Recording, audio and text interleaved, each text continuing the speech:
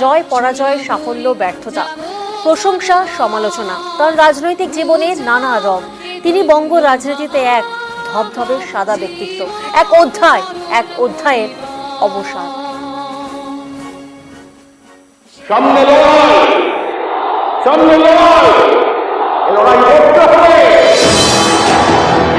আমি বৃদ্ধ, অসুস্থ, ক্লান্ত, মোহহীন, জেরবার, সমালোচিত, অপ্রশংসিত, শেষ জীবনে বলেছিলেন সাইমন বলিভার।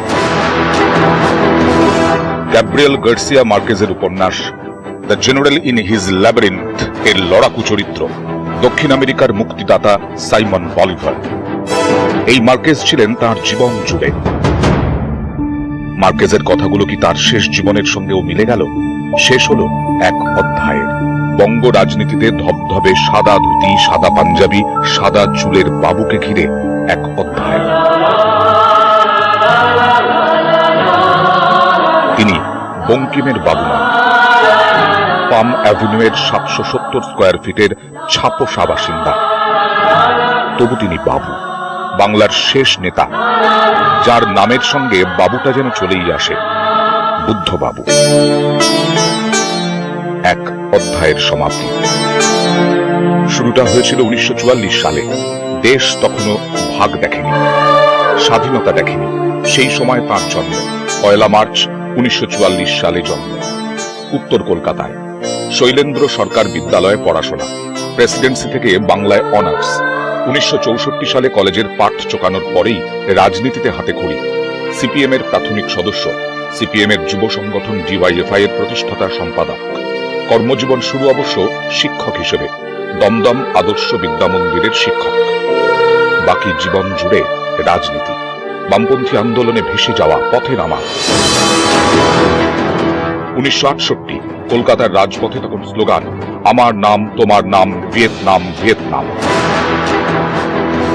তরুণ নেতা তখন হাঁটছেন মিছিলে, ভিয়েতনামের জন্য মিছিলে, খাদ্য আন্দোলনের জন্য মিছিলে।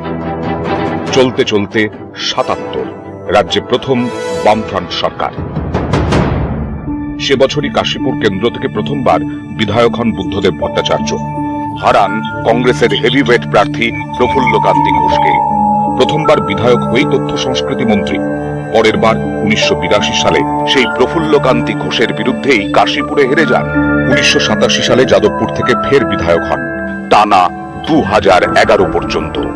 আবারও তথ্য সংস্কৃতি দপ্তরের দায়িত্বে। 1996 সালে হন স্বরাষ্ট্রমন্ত্রী, 99 বামফ্রন্ট সরকারের উপমুখ্যমন্ত্রী। যুক্তফ্রন্ট সরকারে জ্যোতি বসুর পর তিনি একমাত্র এই দায়িত্ব সামলেছেন। পরের বছর বুদ্ধদেব ভট্টাচার্যের হাতে ব্যাটন তুলে দেন জ্যোতি বসু। 2000 সালের 6 নভেম্বর পশ্চিমবঙ্গের মুখ্যমন্ত্রী হন বুদ্ধদেব ভট্টাচার্য। 2000 থেকে 2011 পশ্চিমবঙ্গের মুখ্যমন্ত্রীর দায়িত্ব সামলেছেন। 2011 সালে হেরে যান যাদবপুরে। সে বছর রাজ্য দেখে ক্ষমতার পরিবর্তন, বামেদের হারিয়ে ক্ষমতায় আসে তৃণমূল। তিনি তখন এক পরাজিত সেনাপতি। দলের ভেতরে বাইরে অনেকের চোখেই কাঠ করায়। তার নেতৃত্ব নিয়ে হাজারো প্রশ্ন, তার কর্তৃত্ব নিয়ে নানা সংশয়। তিনি নিজেও পরে দ্বিধাহীন কণ্ঠে ভুল স্বীকার করেছেন। সিঙ্গুর এবং নন্দীগ্রামের ব্যর্থতার জন্য একাধিকবার দায় স্বীকার করেছেন। আবার এও প্রত্যয়ের সঙ্গে দাবি করেছেন তার আমলে শিল্পায়নের নীতিতে কোনো ভুল ছিল না। আত্মসমালোচনাকে তিনি জরুরি মনে করতেন, শুদ্ধিকরণের দাওয়াই হিসেবে মানতেন। তাকে পাথেয় করেই ফের নেমেছিলেন ময়দানে। একটা সর্বনাশের কিনারায় গিয়ে দাঁড় করিয়েছে এই সরকার এই রাজ্যকে। এ রাজ্য এখন দেউলিয়া। নির্বাচনী সাফল্য হয়তো আর পাননি, কিন্তু শেষ দিন পর্যন্ত বুঝিয়েছেন বামপন্থাই বিকল্প। বিচ্যুতি হতে পারে, দ্বন্দ্ব থাকতে পারে, কিন্তু বামপন্থীরাই পারেন আলোচনার মাধ্যমে সব দ্বন্দ্ব, ত্রুটি, বিচ্যুতি কাটিয়ে এগিয়ে চলার পথ দেখাতে। শরীর তাকে ঘরবন্দী হয়ে থাকতে বাধ্য করেছে, কিন্তু তিনি থেমে থাকেননি। তার মধ্যেই গোগ্রাসে বই পড়েছেন, লিখে গেছেন, নিজেই বলেছিলেন অস্তিত্বের অর্থ কি।